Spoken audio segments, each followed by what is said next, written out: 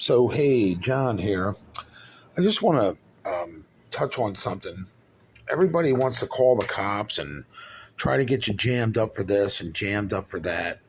When um, my cameras are set up to capture what's going on around me.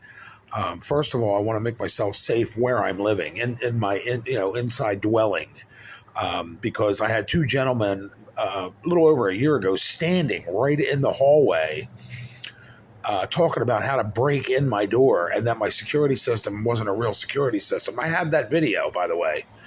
I told Carson Valley Children's Aid of Montgomery County, who were paying my rent at the time, helping me pay my rent, and showed them and mentioned it to the landlords. I may have even sent them the video, which nothing was done, of course. And this has been ongoing for years, a couple years. So fast forward to these new people moving in. The first and second day they were here, they broke the security door upstairs here, which was literally flapping in the wind. It was open about 16 inches.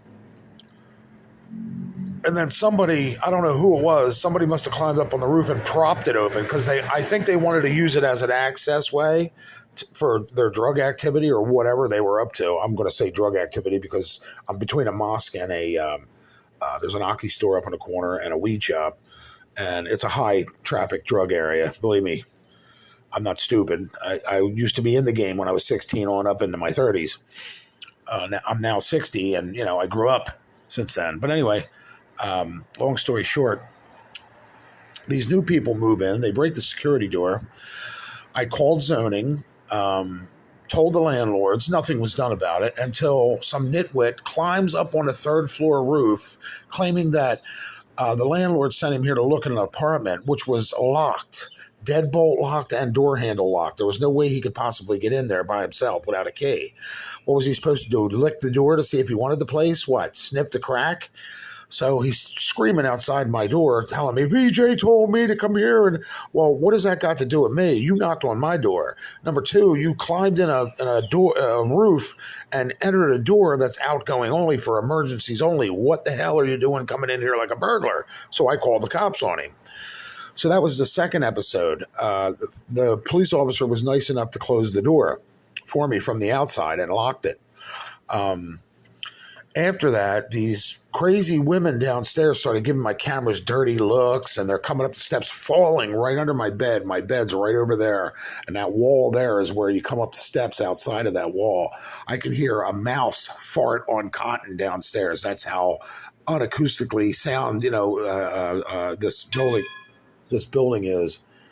Meaning, it's like a cathedral, bong, and you can hear, it echoes everywhere. On top of that, they started slamming their door downstairs every time they come in and out. Now, it wasn't all of them, just one or two of I call them buffet big back women, will slam that door downstairs, and they'll slam the front door. And then on top of that, they're trucking loads of people in here, some of them with backpacks and other things, coming from somewhere. I had to assume they were either running a bed bug and breakfast or they were trucking drugs here. So I already told the police that. I sent them videos of it and said, look at all this traffic. And then they started falling right where my bed is, like kaboom. And the activity has escalated to the point where they're in and out until about 4:00 in the morning. So yes, I do yell, I'm calling the cops. On top of that, these shitwits, the real drug dealers or whoever, they may be even coming around from the back way down their fire escape and sitting out here on my step, scream talking. Of course I'm going to yell, I'm calling the cops. I'm up here at 4:00 in the morning trying to sleep. They're in and out of the building, sitting out front. Yes, I'm going to yell, I'm calling the cops. You're damn right I'm going to yell that.